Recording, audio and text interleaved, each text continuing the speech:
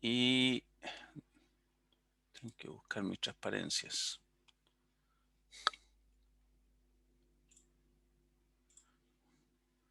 Bien, supongo que todos ven esto. Vamos a comenzar con la máquina double FET y después posiblemente en algún momento vamos a volver a la teoría de la potencia instantánea, que no hay más que... Hay tópicos que se pueden hacer con la teoría de la potencia instantánea, como por ejemplo filtros activos y otro tipo de cosas, pero para mis fines, para los fines de esta asignatura, basta con entender los conceptos que ya dije. Eso de la potencia reactiva, que no pasa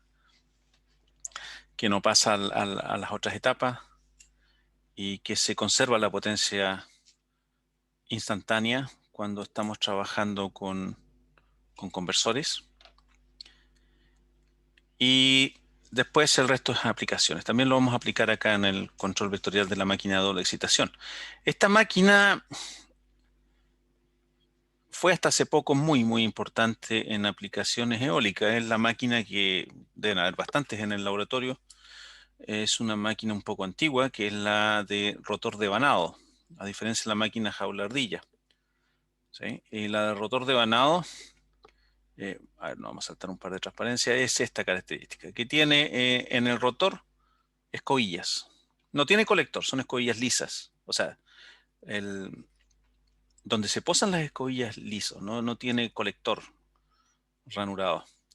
Entonces, en este rotor tiene devanados convencionales y estas escobillas están por varias razones, se han utilizado históricamente por varias razones. La que se utilizaba casi siempre, y estoy seguro que los que han efectuado el laboratorio de máquinas han tenido experiencias de eso, es conectar resistencias en el rotor. Las resistencias del rotor se conectaban en el pasado, ya no es una técnica que se utilice. Con esto la electrónica potencia, están los partidores suaves y los conversores, pero se utilizaban para efectuar una partida con menor corriente de partida. Y yo también podía calcular la resistencia que tenía que colocar acá, por ejemplo, para maximizar el torque de la partida y para otras cosas. Se usa poco ahora. Hasta hace un tiempo, y eso vamos a partir acá, hasta hace un tiempo, aproximadamente el 50% de las aplicaciones eólicas eran con esta máquina, con la máquina de doble excitación, que tiene rotor devanado. Es esta, la que está acá. Es más grande en general que la máquina jaula ardilla por los devanados y no es una máquina de alta velocidad tampoco. Es su utilidad en la actualidad es principalmente como máquina generador eólico. Se puede usar como motor de alta potencia. ¿Mm? Ahora, como todas las máquinas que tienen escobillas, tienen algunos problemas relacionados con los anillos deslizantes, ¿sí? Y este es el principal, más o menos, el rango de operación, 200 a 20 megawatts, y generadores eólicos de 5 megawatts y más. Por eso la última vez que vi estaban en 5, probablemente deben estar cerca de 6,5, 7 megawatts. Existen en el mercado. Tiene una ventaja que en el pasado era una ventaja muy distintiva, que la electrónica de potencia que se utiliza con una máquina de doble excitación, como vamos a ver un poco más adelante, no tiene que ser de la potencia nominal. En general, con un 30% de la potencia nominal basta. O sea, si yo tengo un generador de 10 megawatts, la electrónica de potencia debería ser del orden de los 300 kilos, por ejemplo. Se me perdió. Acá están. Perfecto. Desearía confirmar, por favor, que todos me escuchan. ¿Sí? Se escucha, profe. ¿Se escucha? Pero se escucha. Ya, perfecto. Aquí hay una tabla de máquinas de doble excitación y las velocidades y el omega E. En general, cuando nosotros estamos subiendo la potencia en aplicaciones eólicas, nos vamos hacia abajo Las aplicaciones eólicas de alta potencia tienden a tener aspas que giran muy lentamente. Hay un motivo por eso, y si alcanzamos a ver energía eólica, introducción, no vamos a ver energía eólica en la introducción solamente, podemos discutirlo. Entonces,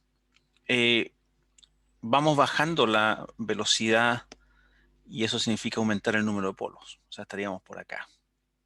¿Mm? Y eso significa 750, 600 RPM. Y como una turbina, por ejemplo, de 5 megawatts, así al ojo que me puede fallar, debería estar girando unos 40 RPM.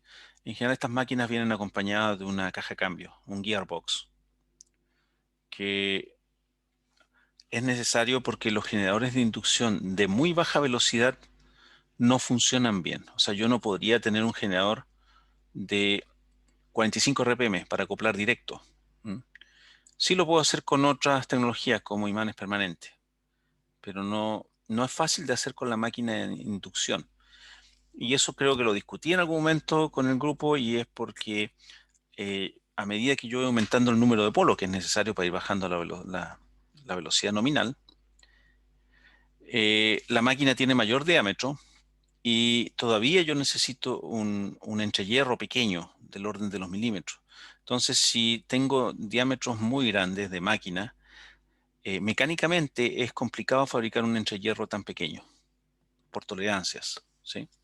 Entonces, si se deja un entrehierro mayor, el flujo que se pierde es mayor, el flujo de dispersión. O sea, el flujo que nace, por ejemplo, en el estator y no cierra en el rotor, sino que queda circulando entre los dientes, que eso también lo vimos cuando trabajamos con la máquina jaula-ardilla, el mismo fenómeno. Flujo que no concatena ambos, el rotor y el estator. Entonces empieza a ser una máquina que tiene un factor de potencia pobre porque requiere más corriente magnetizante para imponer el flujo. ¿Ya?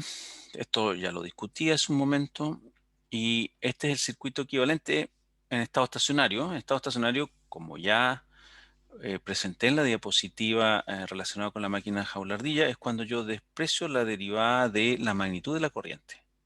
¿Sí? Asumo que la corriente que es I sub m seno de omega t, cuando yo derivo, me queda I sub m coseno de omega t. O sea, asumo que la corriente es de estado estacionario, cuando debería ser la derivada de la corriente más la derivada de la corriente multiplicado, o sea, más la corriente derivada por, multiplicado por coseno omega t. ¿Me entienden? ¿Sí? Es, es despreciar la variación I sub m. Entonces, la diferencia principal con la máquina jaula de ardilla es que nosotros tenemos acá un cortocircuito.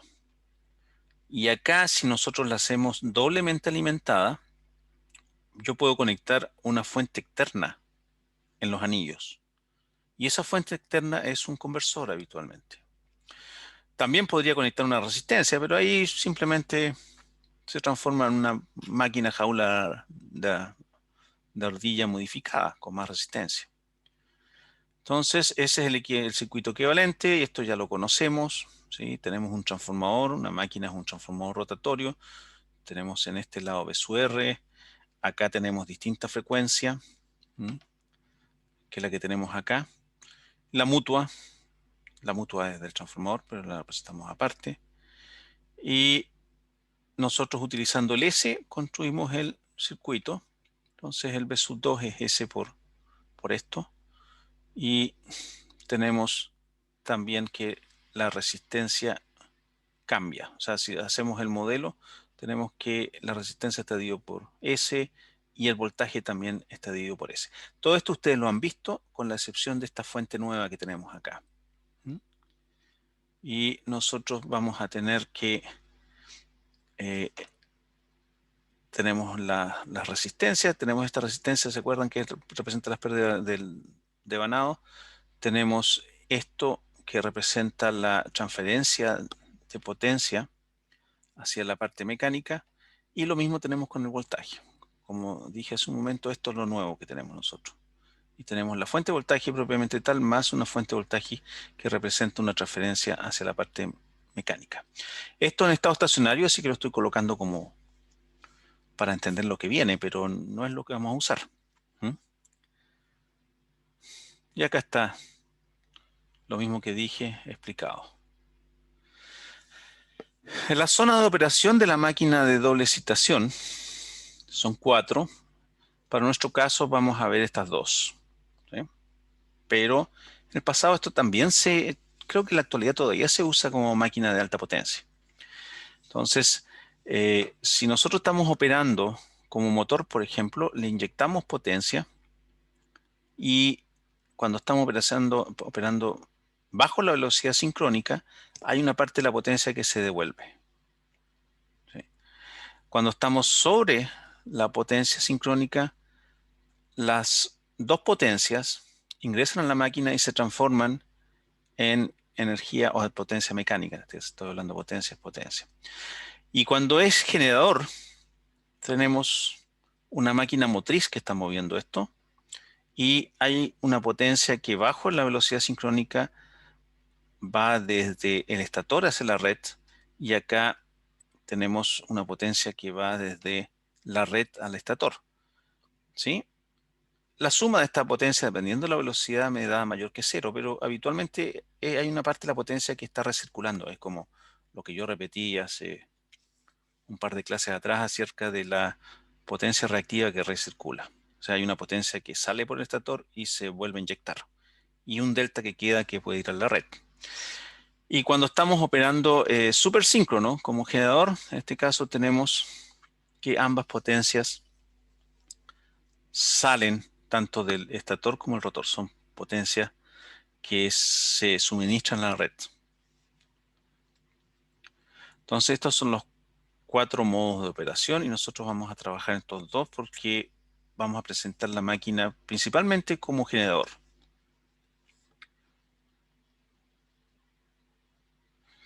Entonces, el control de velocidad de la máquina. ¿Sí? Nosotros estamos como generador de velocidad variable. ¿Sí? O motor de velocidad variable. Entonces, tenemos 3 métodos. Primero es el uso de resistencias conectadas en el rotor. Y lo que estoy haciendo con ese método es cambiar la pendiente. ¿Sí? ¿Se recuerdan que nosotros tenemos una curva que era de esta forma? Voy a ver si coloco el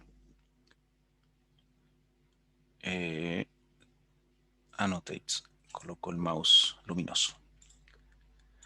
Nosotros teníamos una curva que era de esta forma y tenía eso. ¿Sí? Lo vimos en la máquina de inducción. Entonces, trabajamos en esta parte. Cuando estamos con baja resistencia, podemos tener poco deslizamiento. Un deslizamiento en el orden del 2%, 3%. Cuando nosotros agregamos resistencias o diseñamos una máquina con alta resistencia en el rotor, tenemos una pendiente que me permite mayor variación. Con un 2% significa que estoy aquí, o 3%, estoy entre 0 y 0 omega E menos omega R, partido por omega E. O sea, significa que permita la variación de 1500 y ahí tendría que sacar el 3%. O sea, es bajo, entre 1450, por ejemplo, y 1500. 1420, 1500. No es una máquina de velocidad variable. Y como ya discutimos en el caso de la máquina jaula de ardilla, si aumentamos la resistencia del rotor, logramos mayor cambio en el deslizamiento, pero se vuelve más ineficiente. ¿Sí? Entonces, el primer control lo propuso Kramer. Fue desarrollado por alemanes al principio, esta máquina. Y el control de Kramer era bastante simple. Esto está, a ver, si yo tengo el paper que es la referencia, que es el paper que ellos propusieron. Kramer con alguien más. Creo que es del 1920 o 1930. O sea, estamos hablando definitivamente antes de la Segunda Guerra Mundial, 1930 aproximadamente. Entonces, ¿qué es lo que sucedía? Nosotros teníamos una operación como motor. Y cuando opera como motor, parte de la potencia se devuelve. Ahora, eso puede ser quemado en una resistencia, pero yo podría devolverla a la red y hago la máquina más eficiente. Entonces, Kramer propuso este esquema donde tenemos un puente de 6 diodos acá, que ya lo vimos hace poco. Esos 6 diodos producen una rectificación de continua y acá tenemos un puente de tiristores. Entonces tenemos una parte del flujo de potencia que hace esto, ingresa a la máquina, una parte se convierte en energía mecánica, la otra retorna por el rotor y da la vuelta. O sea, en vez de quemar, nosotros estamos eh, retornando esta potencia y reinyectando la potencia. Si yo controlo el ángulo de disparo, yo controlo la tensión que produce este puente. Creo que en la otra diapositiva está más claro. Sí, ahí está. Me había olvidado que esta tiene una animación. Ya. Entonces, yo ajusto la tensión y esta diferencia de tensión significa que yo mantengo o aumento la corriente. Y la corriente, este es un rectificador, significa que nosotros acá tenemos ondas cuadradas, como discutimos en el caso de tiristores, cuasi cuadradas. ¿Me siguen? ¿Sí? Y eso significa que estoy inyectando ondas cuasi cuadradas con una componente. Si yo hago el cálculo de la serie Fourier, va a tener una componente fundamental que produce potencia con la fundamental de voltaje.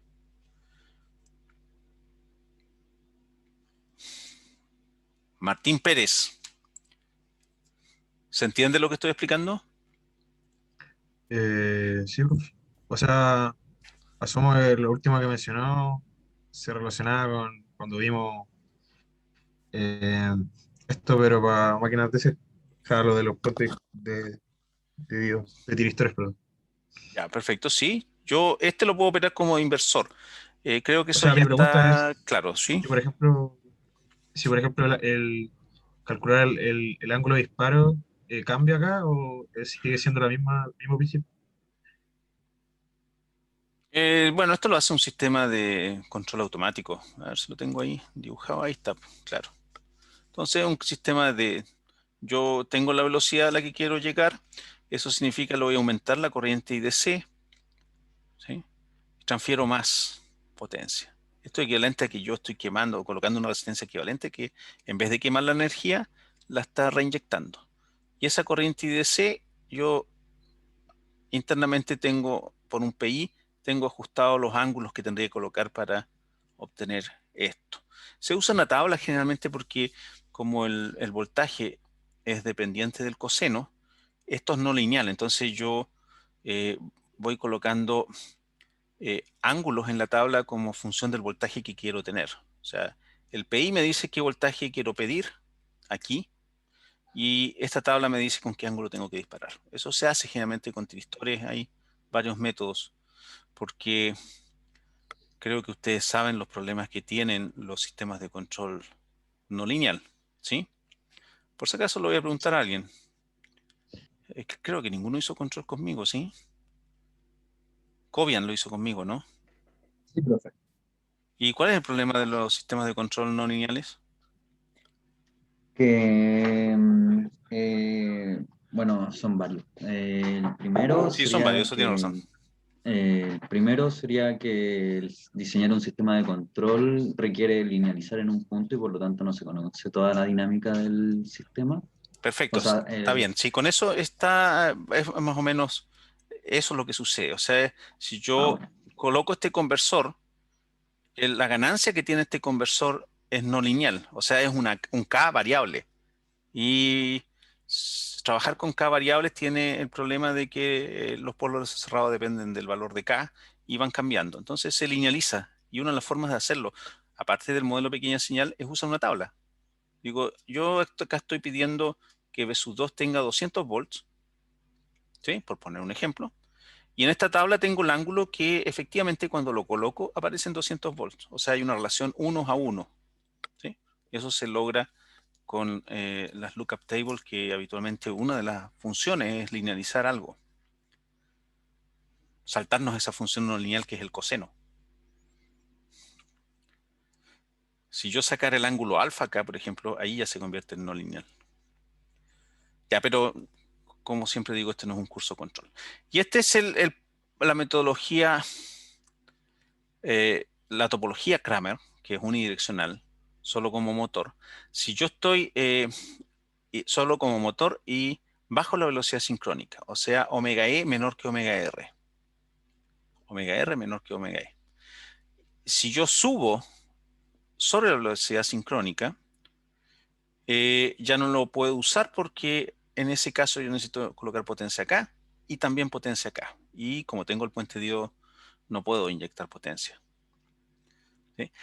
Ese es uno de los problemas. El segundo problema que tiene la topología Kramer es que acá existe mucha distorsión. O sea, yo estoy asumiendo corriente plana y habitualmente se diseña esta inductancia para que la corriente sea más o menos plana. Y lo que estoy inyectando son pedacitos de corriente plana acá. ¿Sí? Y lo logro a través de disparar esto que estén desfasados 120 grados entre las fases, los pulsos de corriente que estoy colocando acá. ¿Sí? Es una onda cuasi cuadrada de corriente. Si no han estudiado distores, les recomiendo repasar ese juego de transparencia. Entonces, sirve para un solo lado. ¿Sí? Y luego llegó Scherbius. Por eso digo que esto es definitivamente antes de la Segunda Guerra, porque Scherbius inventó una máquina que, no sé si la conocerán, pero es una máquina de escribir que se llama Enigma y que yo presionaba, por ejemplo, para escribir un mensaje y la máquina cambiaba las letras. Criptografía, la cual fue la mejor de su época. Estudió en la Universidad Técnica de Múnich, creo que fue en 1913. En esta universidad también estuvo el creador de la ley de Ohm. No me acuerdo el nombre de pila, pero su apellido obviamente es Ohm. Entonces, él inventó muchas cosas. Y él tomó el modelo de lo que tenía Kramer y le colocó un conversor más. Entonces, ahora sí tengo un conversor espalda con espalda, un back-to-back de corriente. O sea, cuando es fuente de corriente, en general nosotros lo que hacemos es regular la corriente plana en el medio. Y cuando es fuente de voltaje, lo que hacemos es tener un condensador y en ese caso nos preocupamos del voltaje. Son principios similares. El conversor de corriente como este puede ser de potencias muy altas, porque los tristores se pueden fabricar para potencias muy altas. Y el principal problema que tiene es la distorsión armónica, porque estamos inyectando ondas cuadradas o cuasi cuadradas de corriente. ¿Sí? Y este sistema funciona bastante bien y es bidireccional. O sea, yo lo puedo usar bajo la velocidad sincrónica y sobre la velocidad sincrónica. Y lo que hago es controlar los ángulos de ambos. ¿Mm? Ahora, ¿por qué me estoy tomando toda esta molestia? Porque yo tengo ahora una máquina de velocidad variable con electrónica de potencia diseñada para una fracción de la potencia nominal. Eso depende del deslizamiento que yo quiero tener. Recordemos el deslizamiento, ¿sí? Porque, a ver, vamos a colocar aquí mi pizarra para asegurarme nomás que está funcionando. A ver.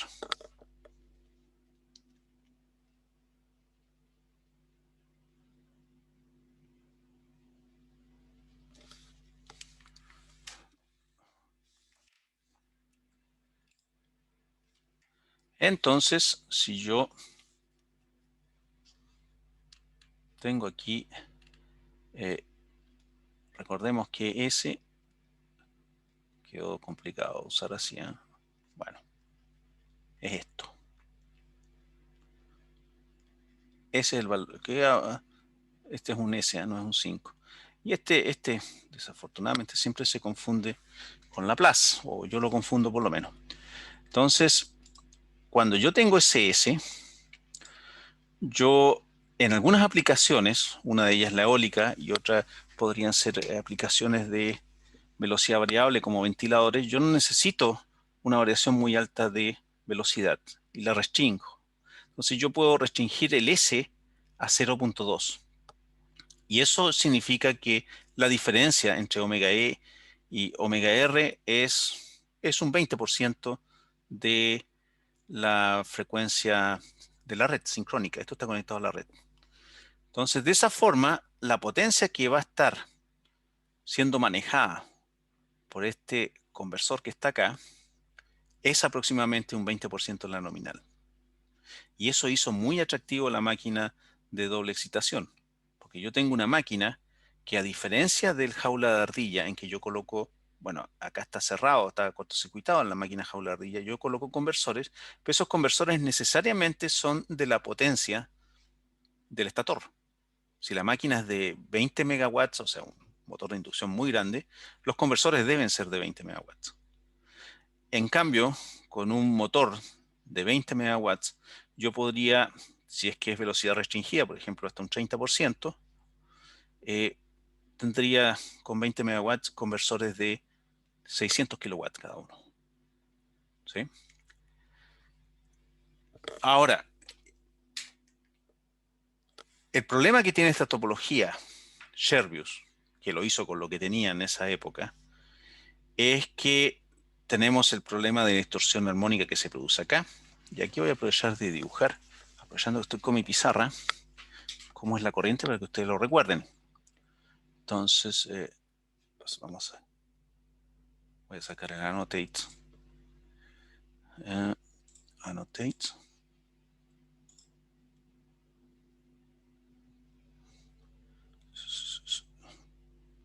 Mouse, perfecto. Voy a mouse. Ya. Y ahora vuelvo a colocar el revisar, iniciar entrada de lápiz y veamos las corrientes que yo debería tener con un conversor. O sea, debería ser algo como esto.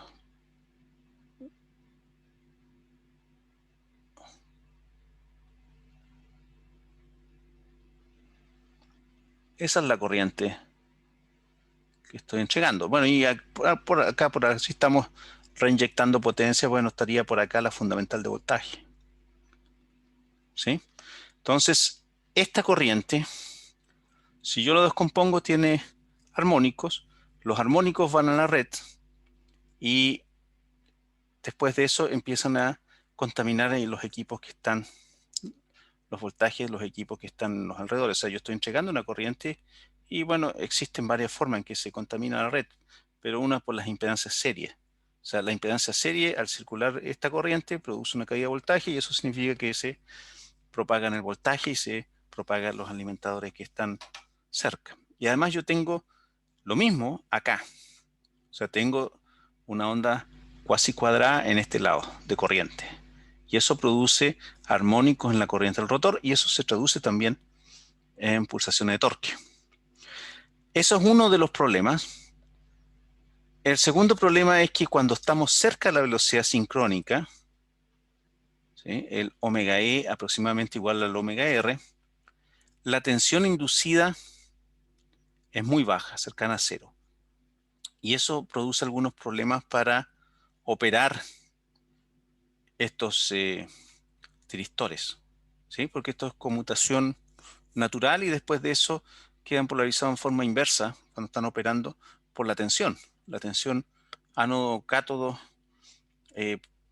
si es positivo en el cátodo, va a bloquear el tiristor. Si tengo una muy baja tensión, podríamos tener problemas acá para operar este lado. Por ese motivo, y considerando los avances de los semiconductores, la teoría, perdón, la topología Sherbius se reemplazó por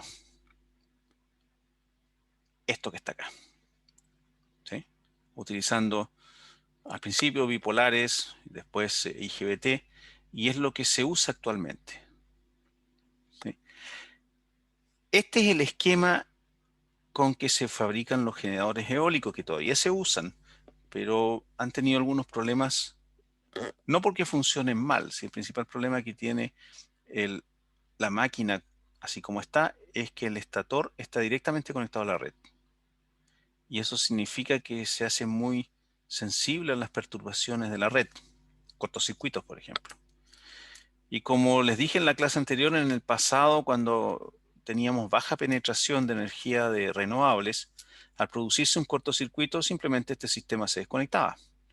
Cuando ya es muy masiva la penetración de renovables, si se desconecta una fracción importante de un parque eólico, podríamos hacer peligrar la estabilidad del sistema eléctrico potencia, y por lo tanto las reglas nos piden que se mantenga conectado, y para el caso de esta máquina mantenerse conectado en un cortocircuito es más difícil que cuando usamos conexión directa de back-to-back al estator del jaula de ardilla, por ejemplo. ¿Sí? Aquí no, tenemos directa conexión. En el otro caso, no tenemos directa conexión al estator. Siempre un conversor. ¿Mm? Profe, creo que yo no estoy viendo algo. ¿Por qué dice que se está conectando directamente con el estator? Porque O acá hay un sea, estator. entiendo que Este es un sí, estator, ya. ¿sí? Eso está conectado directo a la tensión del estator. No hay un conversor de por Ah, medio. ya. Por El eso lo rotor dice. está a través de un conversor que ya vimos cómo funciona el back-to-back. El conversor back-to-back es similar a lo que vimos anteriormente. En este caso, este conversor controla la máquina y este conversor balancea la energía. O sea, este conversor controla la tensión que está acá.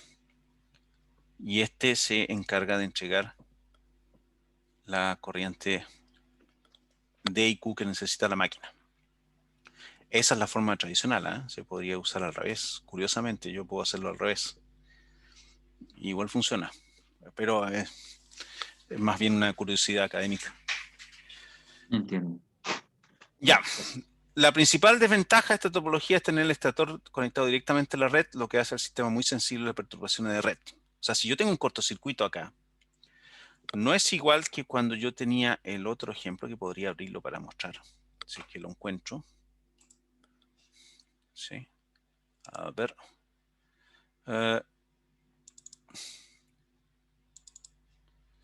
Que es este de acá. Este es el antiguo, sí, del año pasado. A ver, teníamos... Era el 2, creo. Sí, era el 2. Entonces me voy por aquí, por aquí, por aquí. En alguna parte está. Acá está. Claro, esto es lo que sucede cuando estamos con un sistema con conexión directa, se llama generalmente full converters, porque estos son de la potencia nominal. Entonces, si tengo aquí el generador, que puede ser una máquina de inducción jaula de ardilla, puede ser un generador de imanes permanente o incluso sincrónico de rotor de vanado, este sistema no está conectado directamente a la red. Por tanto, cuando hay una perturbación en la red, que lo más común es un cortocircuito, es este conversor el que se encarga de controlar. Y no necesariamente está comprometido el control del conversor. Evidentemente que si yo tengo un cortocircuito acá, algo tengo que hacer con el control de este conversor, porque no puede seguir suministrando potencia si no la puedo consumir, ¿sí? Porque hay un cortocircuito, ¿no? El B es igual a 0 y no tengo B por I, no tengo potencia. Entonces este conversor cambia la forma de controlar, pero este es el que se encarga de manejar el cortocircuito. Cuando estamos con un generador de doble excitación, como es este caso, estoy conectado directamente a la red. Por lo tanto, este cortocircuito está directamente en el estator. ¿Sí? Y hay técnicas, evidentemente, para controlar eso, pero no son tan simples. Y el problema principal de esas técnicas de control es que en algunos casos se requiere que este conversor tenga un tamaño más grande. ¿Sí? Y ahí ya se pierde la ventaja de que la electrónica potencia que está acá es de un 30%. ¿Sí? Porque al menos uno de ellos tiene que ser bastante más grande. Y el problema lo tiene la máquina de inducción de doble excitación, el generador, principalmente porque se han puesto más estrictos los códigos de red, o sea, la exigencia que pone la red en los generadores eólicos, en la generación renovable en general. Y una de esas exigencias es lo que dije hace un momento, ya no puedo desconectarme en caso de cortocircuito. Tengo que mantener ahí durante un tiempo. De país a país eso cambia. ¿Mm? Y no estoy seguro en el país cuál es la regla. Si es que tenemos una regla para los generadores eólicos. Bien, no sigo con esto de autocitarme, pero hay bastante información acerca de las topologías que se usan. Vamos al control vectorial de la máquina de doble citación. Entonces tenemos esto, tenemos la red, estamos con el esquema Sherbius, ¿sí? Sin tiristores, pero tenemos un conversor back-to-back bilateral, ¿sí? Flujo de potencia hacia allá y también de vuelta. Y queremos controlar vectorialmente esta máquina. ¿Mm? Entonces, volvemos a tener las mismas ecuaciones, con la única diferencia que en este caso el voltaje de rotor no es cero, no hay un cortocircuito acá. Entonces tenemos que colocar una fuente. ¿Sí? Esto es el flujo de estator, este es el flujo de rotor. No hay conversores en este lado, en la configuración clásica, aunque hay algunos trabajos propuestos, papers, en que proponen colocar otro conversor más. Pero que yo sepa, no hay aplicaciones comerciales que funcionen de esa forma. Esta es la estructura típica de un generador eólico. Entonces, estos son los acrónimos. El que más se utiliza es este como generador. Y nuevamente tenemos dos ecuaciones y 4 variables. Entonces tenemos que elegir. O sea, tenemos fuente, fuente, pero tenemos I sub S, I sub R, phi sub S, phi sub R. Entonces de nuevo tenemos que elegir. En el caso anterior nosotros no teníamos acceso a la corriente rotor y estamos controlando la corriente estator. En esta topología nosotros tenemos acceso a todo. La corriente estator y la corriente rotor. O sea, podemos colocar sensores acá y acá. Tenemos acceso también al voltaje y habitualmente no se mide el voltaje rotor. No es fácil medirlo porque puede ser muy pequeño. Y lo que se hace es dejar dos. ¿Cuáles son los que se dejan? Se usa lo mismo que las mismas simplificaciones que utilizamos en el caso de la máquina jaula de ardilla. Entonces, el actuador está en el rotor. Este conversor es el que me permite regular la corriente. O sea, yo puedo hacer control de corriente de rotor, por lo tanto, vamos a elegir I sub R. Y como siempre, para simplificar el cálculo de torque, se usa cruzado, o sea, I sub R con el flujo del estator. Por lo tanto, estas son las dos variables vectoriales que vamos a usar, I sub R y phi sub S. Y tenemos que eliminar las otras dos, que es I sub S y phi sub R. ¿Sí? Ahora estamos eliminando las que dejábamos en el caso de la máquina jaula ardilla. Las estamos eliminando. Entonces, de la ecuación del flujo del estator, que me dice que es LS por I sub S más LR por I sub R, y eso está malo. Este es L0, la mutua. Esto debería ser L0, lo que está ahí. Esto. A ver. El problema es que yo lo corrijo, pero ustedes no lo corrigen. Subí el... Ahí está. Eso es. L0. Entonces yo con esto voy a despejar la que yo no quiero, que es I sub S. I sub S me queda de esta forma.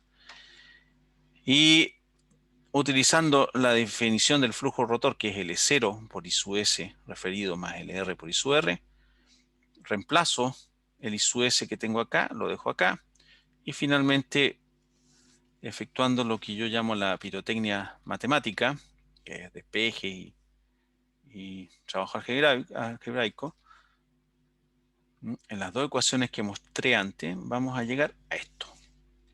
Estas son las ecuaciones. Es esta, y tenemos todo en función de phi sub S y la corriente del rotor. En este caso está referido, ese referido llega hasta el punto en que nosotros vamos a hacer la transformada de Q. Cuando ya estamos en DQ no tenemos frecuencia. Acá tenemos distintas frecuencias, por eso tenemos que referirlo. Y también tenemos el número de espiras, pero por simplicidad en estos análisis, para no estar colocando NS partido por NR, estamos asumiendo que tienen relación igual a 1, lo cual no es cierto, pero nos simplifica el trabajo.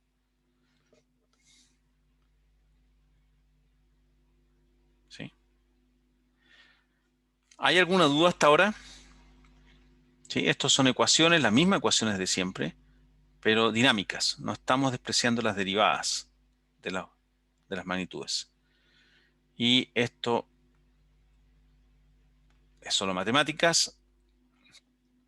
Y vamos a llegar a esto. Y finalmente yo aplico la transformada para llevarlo todo a un eje sincrónico.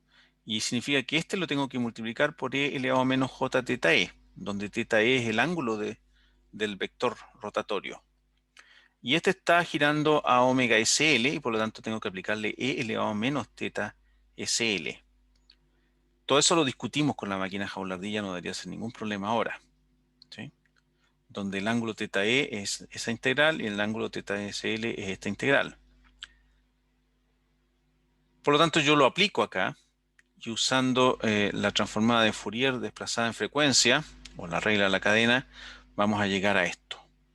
Esto es las coordenadas de estator en dq y esto es la ecuación, perdón, la ecuación de rotor en este caso en dq y esta es la ecuación de estator en dq.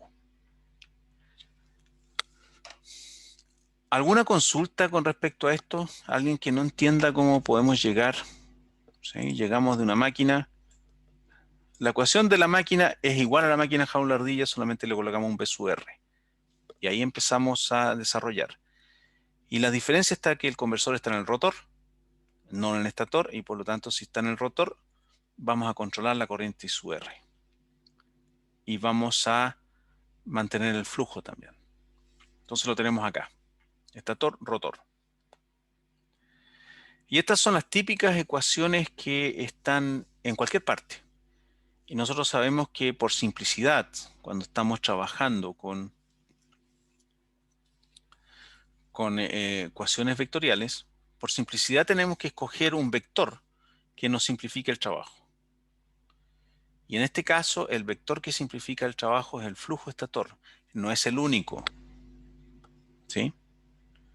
Hay bastantes papers que dicen nosotros en un generador habitualmente no controlamos el torque, controlamos potencia de salida. ¿Sí? Cuando nosotros nos orientamos en el flujo, eso se hace para controlar torque. Si un generador podríamos orientarnos en el voltaje de la red. Entonces, hay algunos papers en que se orientan en el voltaje de la red como si fuera un conversor, el conversor front-end. Se orienta en el voltaje de la red y utilizando la corriente I sub D, controlan la potencia y utilizando la corriente I sub Q, controlan la potencia reactiva. ¿Sí? Eso, hay algunos papers de Akagi que hacen eso. Y este método de orientarse en el flujo fue propuesto por un colega de la Universidad de Concepción. No estoy seguro si alguien lo había propuesto antes. Y se usan los dos. Habitualmente hay más personas que usan flujo.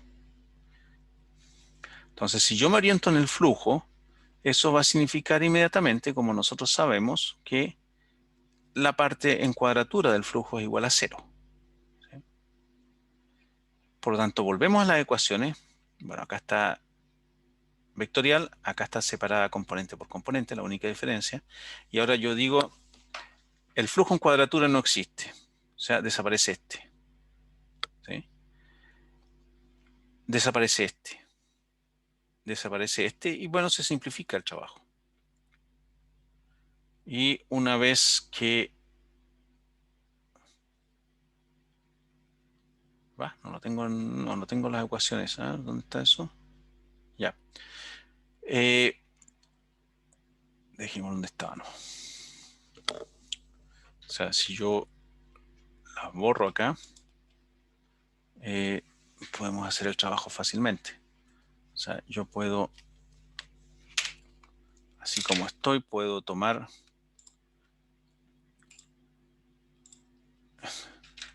este componente y yo digo,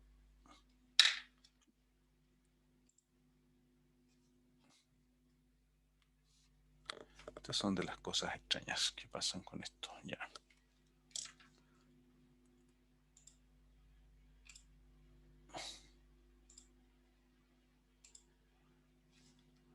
Entonces ahora yo tengo que elimino este término y elimino este término en el estator.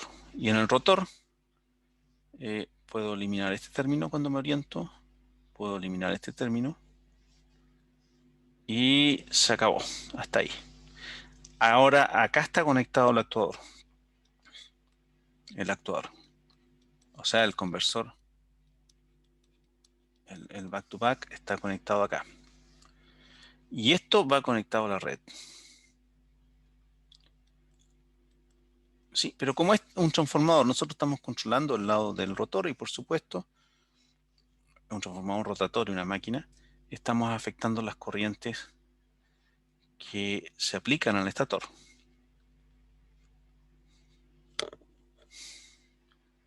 Ya. Entonces ahora viene siempre el problema. Yo me orienté en el vector de flujo estator, pero ¿cómo lo obtengo? Es bastante fácil en este caso. ¿Por qué es bastante fácil? Porque nosotros utilizamos la misma forma que ya se discutió en el control vectorial directo. ¿Qué se dijo en el control vectorial directo? Yo obtengo el flujo como la integral del voltaje aplicado en el estator menos RS por I sub S por DT. ¿Sí?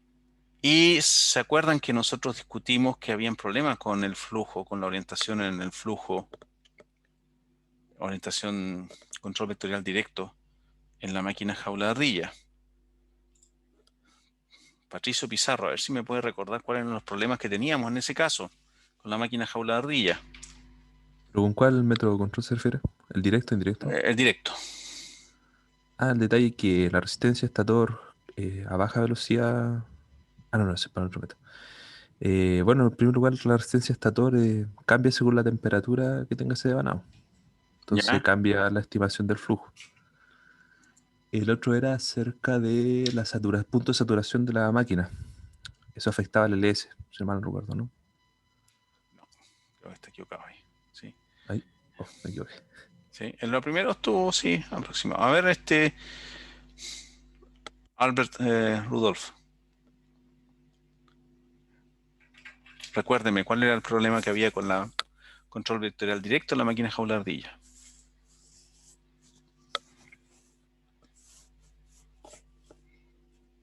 ¿No está? Albert, lo perdimos. Profe, ¿Sí? ¿no tenía que ver con el integrador?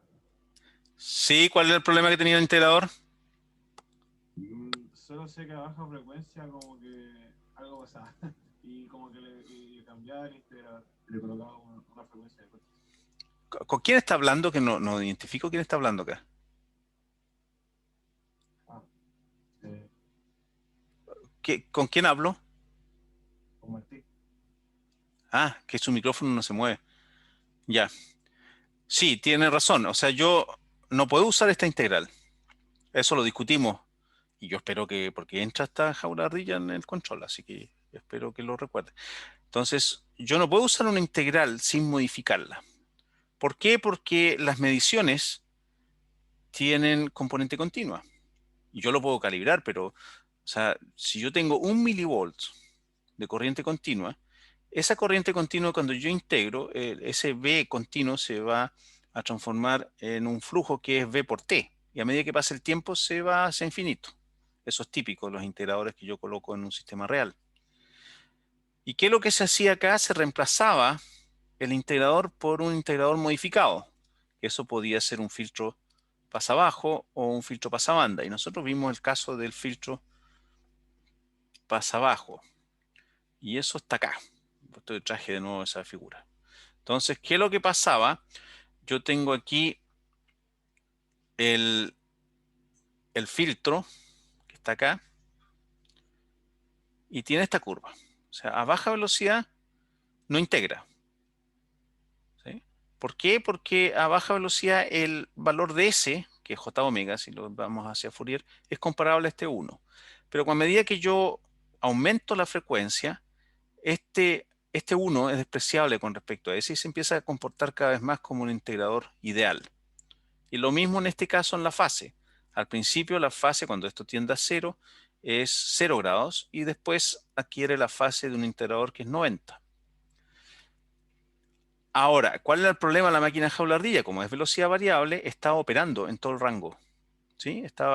Voy bajando la velocidad y se ingresa a esta zona, o puede estar acá operando cerca de la velocidad nominal. Pero si es velocidad variable, la máquina tiene que partir. Entonces, si parte, no es un generador, que en este caso el generador, hay una máquina motriz que lo hace partir. Pero la máquina jaula-ardilla como motor parte y necesariamente opera al principio en esta zona. Y si es de velocidad variable, podría volver a esa zona. Entonces acá va a operar mal, porque el integrador está malo. ¿Qué es lo que pasa con el generador de doble excitación? Habitualmente no tiene ese problema. ¿Por qué no tiene ese problema? Porque está operando acá siempre. ¿Por qué? Porque el estator está conectado directamente a la red. Entonces, si yo tomo esta integral y la reemplazo por un filtro pasa abajo, o sea, significa B sub S menos RS por I sub S multiplicado por 1 partido por S más 2, por ejemplo. ¿Ya? Entonces, eso en estado estacionario opera bastante bien.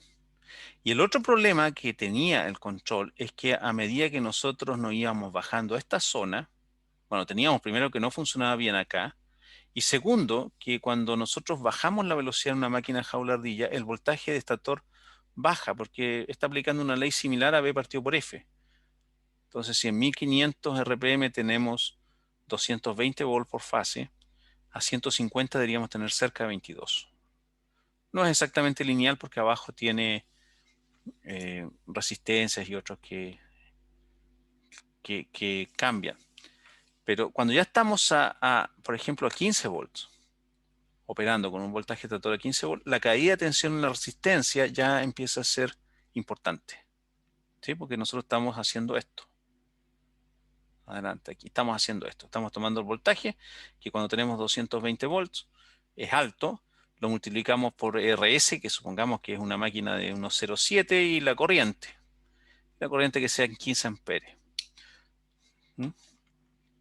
Entonces tenemos 220 menos, dejémoslo en 10 para que sea 7 volts. Claro, ese 7 volts es algo. Pero acá tenemos 220. Pero cuando ya tengamos 22 volts, porque la máquina está operando en la zona de baja velocidad, esto ya es importante. Y por lo tanto, si se calienta esta resistencia y yo la tengo mal estimada, este error ya empieza a afectar también al flujo. O sea, ya tenemos dos fuentes de errores a baja velocidad, que es el integrador modificado y las variaciones de resistencia. Ninguna de esas existen acá. Porque cuando nosotros estamos trabajando con la máquina de doble excitación y está conectada al estator, nosotros siempre tenemos el voltaje. ¿Sí? Supongamos que estamos en la red de baja tensión, 220 volts. Más aún, siempre estamos a la misma frecuencia, 50 Hz. Si el único problema son las perturbaciones, pero en estado estacionario, este integrador funciona bien. ¿Sí? ¿Se entiende lo que estoy explicando? O sea, no tenemos los problemas del control vectorial directo cuando usamos esto. Salvo cuando tenemos perturbaciones. Vuelvo a repetir, si tenemos perturbaciones, que el voltaje aumenta bruscamente, o hay un cortocircuito, o cualquier cosa que impacta la red, se cayó uno de los generadores de la red, cosas como esa, bueno, eso sí afecta. ¿Mm? Pero claro, afecta al generador también, porque está conectado directamente. O sea, no solamente la posición del flujo, sino que afecta al flujo. ¿Sí? O sea, si yo bajo la tensión de entrada, baja el flujo. Cobian, ¿se entiende o no? Sí, o sea, es muy similar a lo que tenía que ver con el control del vectorial directo. Sí, sí. Así que también el conversor back-to-back ya más o menos usted lo vio y también el tema de los tristores, entonces, o sea, no lo de los tristores, sino que como el conversor back-to-back como tal. Entonces, igual no es tan ajeno. Ya. ¿Y qué pasó con Rudolf? ¿Desapareció Rudolf o no? Tal vez fue al baño justo ahí. Aquí estoy, profe. Ah, sí, ¿Por que yo le qué? estuve haciendo preguntas y usted no estaba. Ah, perdón, es que fui al baño. Ah, Ya, bien. perfecto. Ya, entonces estábamos en esto y acá está todo lo que se discutió. O sea, el cálculo del flujo estator involucra nuevamente el uso de un integrador modificado, pero en este caso el estator se encuentra conectado directamente a la red, por lo tanto está operando una frecuencia fija. No tienen los problemas de que no funciona bien como integrador en la baja frecuencia.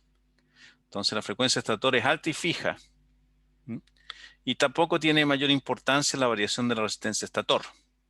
El voltaje estator es demasiado alto como para que cambios en la calle de tensión sean demasiado importantes, con la posible excepción de máquinas pequeñas. ¿Sí? Entonces, si yo me oriento en el flujo del estator, me queda esto, que ya lo discutí, ecuación de rotor, y el sistema de control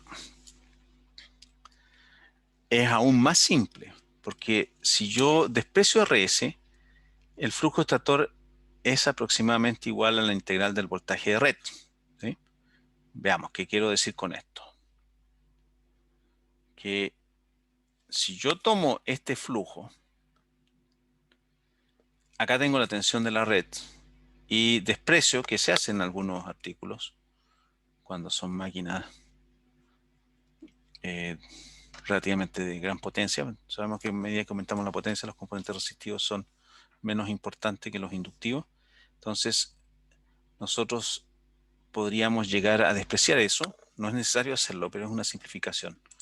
Y de hecho nosotros no lo hacemos, no, hace tiempo que no trabajamos con máquinas de doble excitación, pero cuando trabajamos no lo hacíamos porque las máquinas que tenemos en el laboratorio habitualmente son máquinas pequeñas. Pero esto yo podría despreciarlo. Podría, por eso vuelvo a repetir que no necesariamente lo hacemos. Esto es aproximadamente igual a 0. Entonces el flujo me va a quedar igual a, o aproximadamente igual a la integral del voltaje. ¿Sí? De T. Entonces supongamos que el voltaje sea B sub M,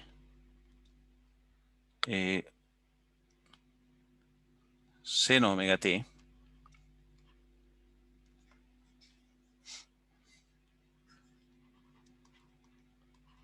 ¿Ya? Lo integro y la salida de esto me va a quedar,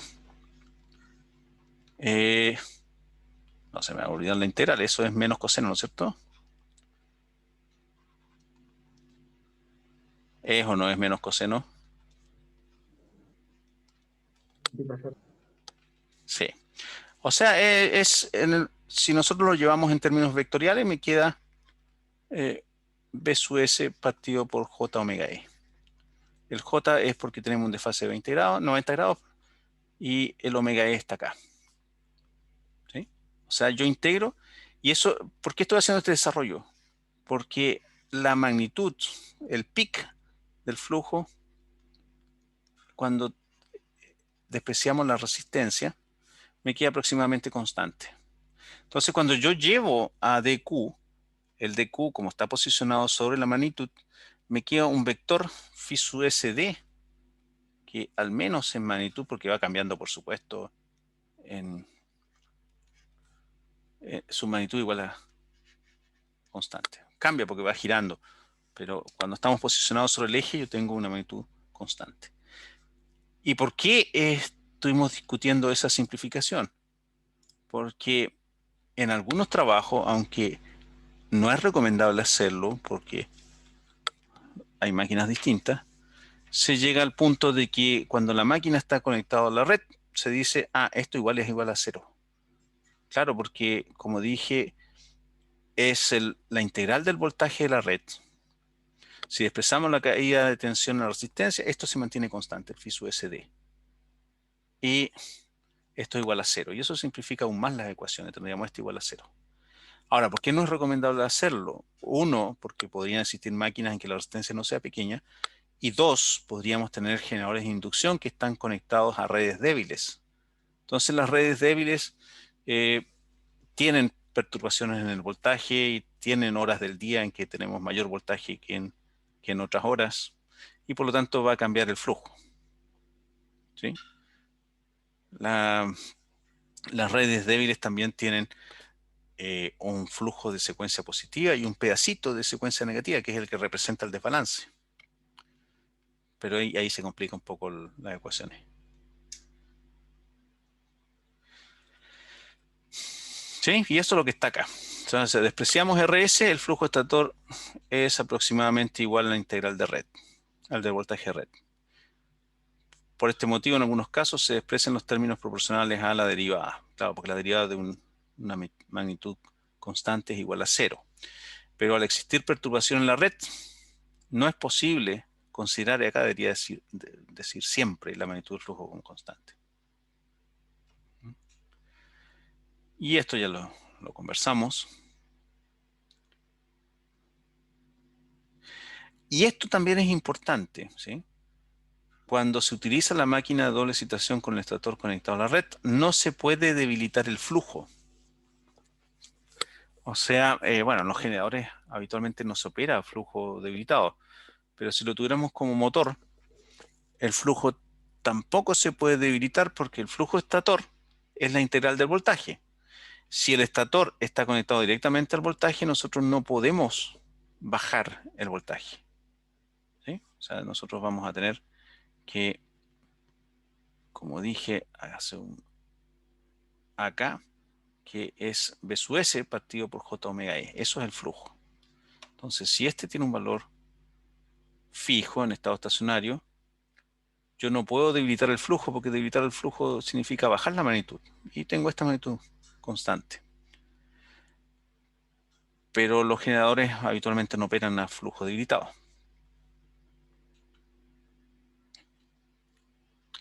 ¿Qué es lo que se propone en la literatura? Y creo que ya lo dije.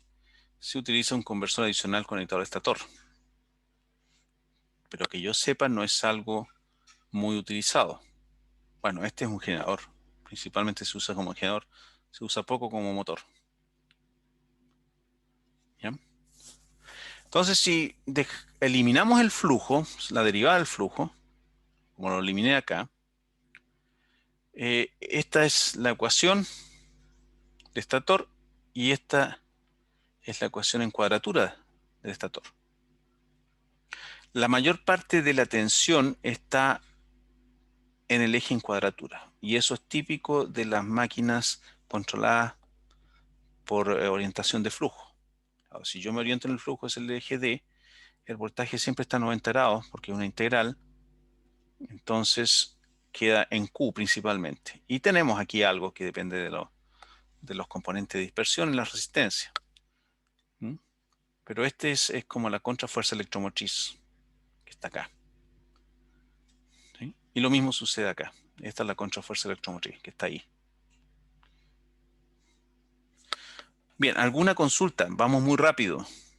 Y eso generalmente indica que si no hay preguntas es porque no se entiende. Porque esto es conceptualmente difícil, la máquina de doble excitación.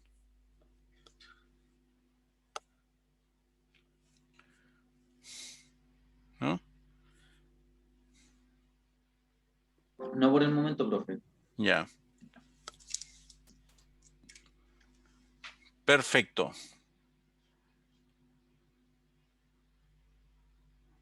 Bien.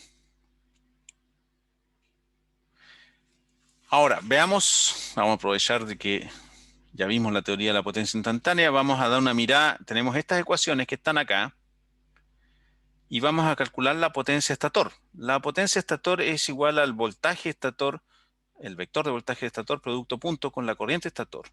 Y la potencia rotor es lo mismo. ¿Sí? Entonces yo hago el producto punto acá igual, y esto debería hacerlo quizás a mano, pero lo que yo estoy haciendo es una simplificación. O sea, yo tengo aquí voltaje pequeño, si es que las resistencias estator son despreciables, ¿sí? Entonces, si la resistencia estator es despreciable, este voltaje es pequeño. Este voltaje también es pequeño, entonces la potencia que tengo en el estator es principalmente el término que está acá. O sea, sería la potencia de estator sería igual a P sub S sería aproximadamente igual a BSQ por ISQ y sería igual a omega E phi SD por ISQ. O sea, estamos asumiendo que la eficiencia de la máquina es alta, eso significa que las potencias que tienen las resistencias son bajas. Y después acá tenemos algo similar. Tenemos esto que podríamos despreciarlo. Esto en estado estacionario es igual a 0, porque tenemos la derivada de la corriente, pero si está en estado estacionario es igual a 0. Y este término igual se desprecia, porque es un término que depende de phi LR, que es como la inductancia de dispersión. O sea, es una potencia reactiva, se puede considerar, pero es bajo. ¿Sí? Se puede considerar además que se va cuando lo consideramos, porque me queda ahí Esos sub D. términos después se ponen como en los compensadores, ¿o no? Sí, cuando diseñamos el sistema de control son términos de complemento. Eso. Entonces, acá tenemos igual a 0 también. Esto es igual a 0. Vamos a despreciar este porque depende de la inductancia de dispersión, que se supone que es bajo. Una máquina bien diseñada tiene la inductancia de dispersión, que esto es sigma LR, y las resistencias pequeñas. Y finalmente me queda que la potencia del rotor va a ser igual a este término, L0 partido LS por omega SL phi S2. Entonces, se asume que RS, sigma LR tienden a 0 o son despreciables. Eso es lo que estamos haciendo. Son las impedancias serias. Entonces me queda finalmente este término acá. ¿Sí? Veamos. Estoy acá. Y esto es lo que tengo acá. ¿Sí? Lo mismo que deduje está acá. Entonces yo ahora voy a dividir para saber qué tan alta es la potencia del rotor con respecto a la potencia del estator. Y eso debería estar en la próxima transparencia. ¿Sí? O sea, divido, tomo este término que está acá, lo divido por eso y me queda esto. ¿Sí? Omega SL partido por omega E. Recordemos que omega SL es igual a omega E menos omega R. Entonces tenemos la razón entre esta corriente y esta corriente. Y aquí es esta una ecuación que se usa bastante cuando estamos analizando máquinas de doble excitación, que se le llama también el efecto transformador. Si yo tengo un flujo en cuadratura igual a 0, porque me orienté en ese vector, estoy orientado, o sea, yo conozco dónde está el flujo del estator a través de la integral modificada, y ese a su vez es igual a LS por I sub SQ más L0 por la corriente rotor. O sea, tengo aquí la propia más la mutua, eso es el flujo, y yo lo dejé igual a 0.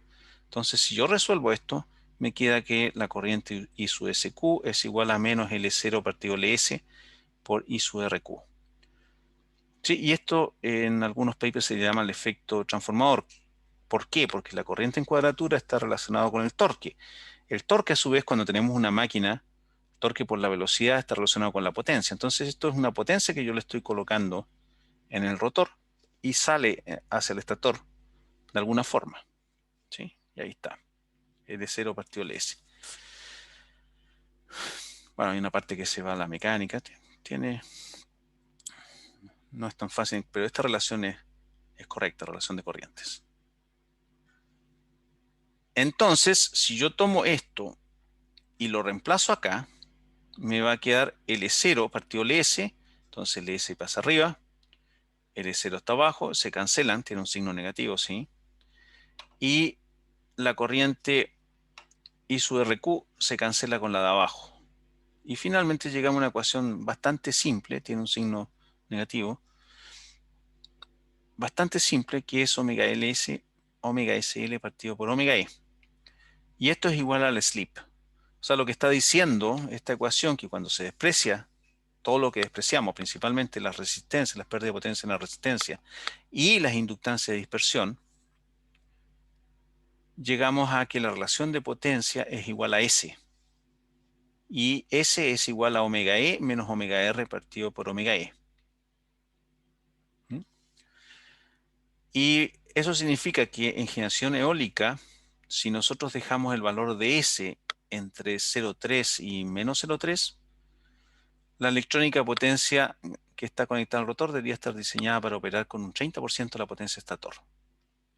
¿Sí? Eso es simple. Ahora, ¿por qué en energía eólica se hace eso? Porque la potencia que está en el viento es cúbica con respecto a la velocidad de viento. Entonces, si nosotros diseñamos un sistema cúbica también con la velocidad rotacional, que obtiene el 100% de la potencia a 700 radianes partido por segundo, si dividimos por 3, entonces me va a quedar, a ver, si usamos un tercio de la velocidad, me va a quedar 3 por 3, 9, un 27avo de la potencia. ¿Sí? La potencia, ¿conocen ustedes que la potencia eólica es igual a, eso lo saben o no? De la que es cúbica con respecto a, La potencia que se ejerce por el eje es como tiene una relación cúbica con la velocidad del viento. ¿sí? Potencia en el punto de tracking es donde si estamos capturando la máxima potencia es proporcional a esto. Y esto se puede demostrar y posiblemente lo vamos a alcanzar a hacer, que esto es igual a K por la velocidad rotacional. ¿Sí? Hay una relación entre estas dos. Entonces, si yo estoy acá operando, por ejemplo, con la velocidad nominal, omega n al cubo, y estoy sacando la potencia nominal. Si yo ahora reduzco y digo, voy a operar con un tercio. O sea, un tercio es 33% menos. ¿Sí? Voy a operar con omega n dividido 3. Entonces yo, de acuerdo a esta ecuación, voy a tener que ahora la potencia que estoy capturando va a ser igual a la potencia nominal dividido por 27. ¿Sí? ¿Se entiende eso? Un 27avo, un 30avo. Y eso se debe al cúbico. ¿Eso qué significa? Que cuando yo estoy trabajando con un sistema eólico de velocidad variable restringida, la pérdida de potencia no es tan alta, no es lineal. O sea, no quiere decir que si yo opero un tercio de la velocidad pierdo un tercio también de la potencia. No. Por eso es que esta máquina funciona bien también en energía eólica, porque me permite variar entre menos 0,3 y 0,3. ¿Sí? O sea, en un 66% del rango, 60% en este caso. ¿Sí?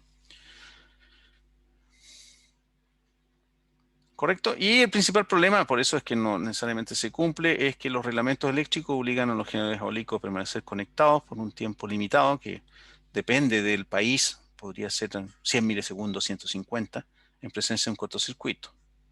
Entonces, para cumplir con esta exigencia, a veces es necesario que al menos uno de los conversores, el que está conectado al rotor, tenga una potencia más alta. ¿Sí? Bien, vamos muy rápido con esto, ¿eh? Bueno, vamos a hacer un repaso a la otra clase. ¿Y cómo se hace el cálculo del torque o el par? Lo que yo hago es lo mismo que hice con la máquina jaula ardilla. ¿Sí? calculo el producto cruz, que es igual al imaginario. Tengo un K, que es de la transformada de Clark que estoy utilizando. Si yo uso la última que vimos, este K sería igual a 1. Nunca la he visto aplicada a máquina, ¿sí? Obviamente, o es Clark o es la que yo presenté al inicio en que tenía K igual a 1 para transformar las corrientes, pero después queda con otro K acá, que es 3 medios. 3 medios, sí. Entonces, tengo aquí el número de polos y esto es la multiplicación entre la corriente rotor y el flujo de rotor debido al estator. Eso ya lo vimos, ¿sí? Conjugado. ¿Y por qué se usa el flujo rotor debido al estator? Porque el flujo de rotor debido al rotor no produce torque. Y vuelvo a dar el ejemplo, que ya lo di 2 veces creo, de que si yo tengo una bobina, la bobina tiene flujo, pero no tiene torque, ¿sí? A menos que interactúe con un flujo externo, que corte líneas de flujo. O sea, el flujo autoinducido no produce torque, si no tendríamos problemas con las bobinas, tendríamos que colocarlas en una caja para que no se muevan. Afortunadamente no es así. Entonces, complejo conjugado, y si nosotros vamos a la ecuación de flujo rotor, tiene este término y tiene este término, este es el que cuenta. Claro, porque no tenemos torque con la corriente propia, ¿sí? Eso es conjugado además. Y se tiene esto, y finalmente llegamos a esta ecuación, la cual, si yo la trabajo, me queda de esta forma, y vuelvo a usar esta ecuación que la usé anteriormente. Cuando el flujo está orientado, el flujo estator es en cuadratura igual a 0, se cumple esto. Y finalmente, trabajando, me queda esto, ¿sí? Que me dice que el torque depende de la corriente del rotor en cuadratura. Eso no es novedad, claro, porque se produce el producto cruz entre la corriente y el flujo, y este está a 90 grados. Lo que es novedad es este lado, ¿sí? Lo que me está diciendo esta ecuación que está acá, que el flujo no depende solamente de la corriente estator en el eje D, sino que las dos corrientes pueden producir flujo. Esto es como la corriente magnetizante total. O sea, si recordamos el ejemplo de la máquina jaula ardilla, en que usábamos una corriente I sub M, esta sería como la corriente I sub M. O sea, esto que está acá sería como una corriente magnetizante.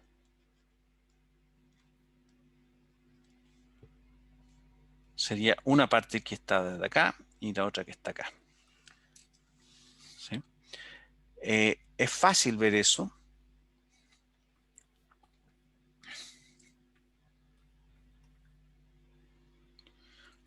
¿Por qué? Porque yo tengo corriente, puedo magnetizar esta bobina, la bobina del transformador. Lo puedo magnetizar desde acá o lo puedo magnetizar desde acá, ¿sí? O sea, podría tener todo el flujo que viene del estator, todo el flujo que viene del rotor, ¿sí? O tener una mezcla híbrida ahí, mitad y mitad, por ejemplo. Ahora, ¿cómo se elige eso? Bueno, hay diferentes técnicas de control. Pero, ¿qué pasaba en la máquina jaula de ardilla? En la máquina jaula de ardilla nosotros teníamos un cortocircuito acá, ¿sí? O sea, en este punto teníamos cortocircuitado. No tenemos una fuente de energía. Cuando hacemos el cortocircuito, en la máquina jaula ardilla, la única posibilidad de entregar corriente magnetizante es a través del estator. Y en el rotor circula solamente corriente en cuadratura. En el caso de esta máquina, nosotros podemos tener magnetizantes desde acá y magnetizantes desde acá.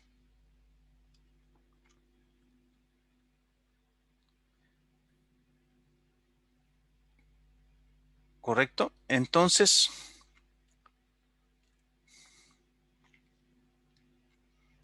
yo puedo magnetizar desde acá y desde acá. Y en el pasado lo típico era que este es igual a 0. Y teníamos todos los magnetizantes desde este lado. ¿Sí? ¿Por qué yo podría querer tener esto en 0? Se me fue uno ya. Bueno, estamos en la hora.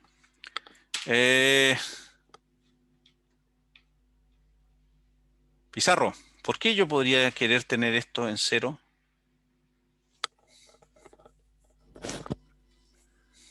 Déjame pensarlo, profe. Piensa nomás. Tenemos tiempo, además que estamos terminando.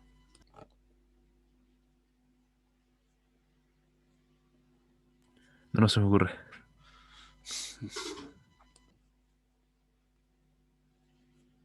¿Quién quiere opinar antes que empiece a preguntarle uno a uno? Mis alumnos de fundamento se enojan mucho con eso. Específicamente, ¿qué parte están asumiendo en 0, profesor? Esta corriente, igual a 0.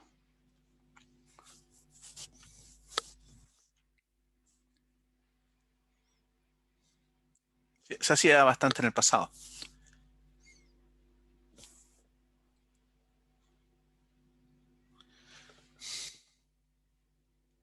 Ya, vamos. No sé si podría ser, pero para que toda la potencia activa pase por el estator. Estoy muy perdido. Anda cerca, anda cerca. Se lo voy a decir, porque no estoy seguro si quiere indicar eso, pero yo podría magnetizar desde acá, colocando corriente I sub D, o hacer una combinación. Entonces, lo frecuente era dejar la corriente magnetizante, o sea, la componente D, igual a 0 en este lado.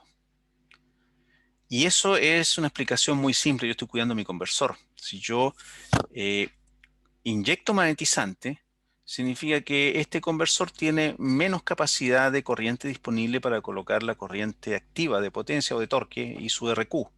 ¿Sí? En cambio, si yo lo dejo el I sub RD en 0, tengo toda la capacidad de corriente de este lado para colocar solamente la componente de potencia activa o de torque.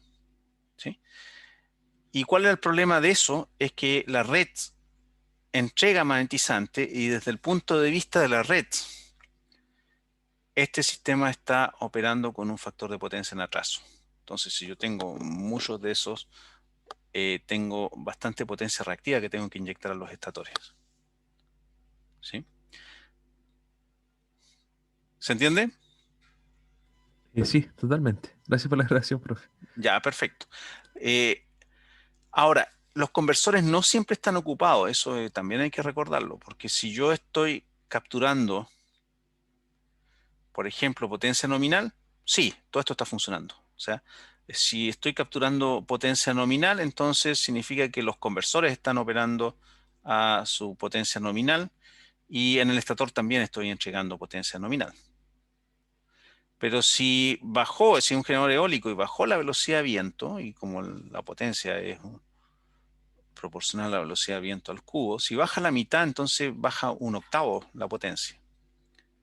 Si baja 1/8 significa ahora que a mí me sobra capacidad de corriente, ¿sí? Porque no estoy entregando poca potencia acá, ya sea en este sentido o en el otro sentido, pero estoy entregando poca potencia porque tengo poca potencia en el viento. Entonces, en ese caso, el sistema sí podría estar inyectando reactivos. O sea, podría estar inyectando yo la magnetizante desde acá. ¿Sí? Más aún, si yo le coloco más magnetizante de la que necesita, y eso lo vamos a ver después en la próxima clase, si yo le coloco, si necesito 5 amperes y le coloco 7 amperes, eso significa que acá me quedan una fracción de corriente capacitiva. O sea, yo cambié y estoy entregando potencia reactiva a la red. Este generador es capaz de operar con potencia activa y reactiva. ¿Y eso qué importancia tiene? Que yo lo puedo usar para apoyar el voltaje en horas del día en que el voltaje cae, por diversas razones. ¿Sí? Yo entrego reactivo y puedo apoyar el voltaje. Es más aún creo que en España, hace tiempo que no leo de eso, pero en España había un mercado de potencia reactiva. O sea, yo podía vender potencia reactiva. Cuando se necesitaba potencia reactiva para mejorar la regulación de voltaje. Y podría ser, por ejemplo, que en la amanecida, horas de madrugada, donde hay poco consumo, el voltaje sube demasiado y esto yo puedo ahora absorber potencia reactiva. Se comporta como una bobina, bajo. ¿Sí? ¿Se entiende? No se entiende. No, ¿se entiende? Dígame, usted que es de control. profe. Esto pueden ser conceptos muy nuevos, pero usted se entiende lo que estoy viendo, que esto habitualmente no se ve, es más relacionado con máquinas y potencia. Sí, sí, se entiende, profe. Ya, Pero perfecto. igual tuvimos que... Dale. Ya, perfecto. Dejémoslo hasta acá. Creo que me pasé un poco. ¿Alguna duda? El generador de doble citación en general es más complicado que el jaula ardilla. No sé por qué. Es más complicado desde el punto de vista de los que lo están estudiando. Cuando probablemente es más simple, ¿sí? Porque es muy fácil orientarse y opera. Pero yo recomiendo nuevamente que estudien porque veo que no hay todo el estudio que es necesario. Yo sé que están muy ocupados, pero tienen que sacar tiempo para hacerlo. Pizarro, ¿usted vio el Double FET? Esta máquina no, Ah, así que es nuevo. ya, perfecto. Bien, dejamos la clase hasta acá. Tengo otra reunión ahora, así que tengo que irme. El próximo martes, si todo va bien, Jainer toma la clase. Y el próximo miércoles le voy a pedir a los ayudantes, porque una clase la va a hacer Jainer y la otra creo que lo va a hacer Felipe Herrera o alguno de los ayudantes. Entonces, el miércoles tendrían otra clase y ahí tendrían que ponerse de acuerdo con ellos a qué hora se puede hacer, porque está fuera de la asignatura. Bien, tengo chat. ¿Quién dijo algo? Ya. Perfecto. Dejamos esta clase, la clase hasta acá entonces.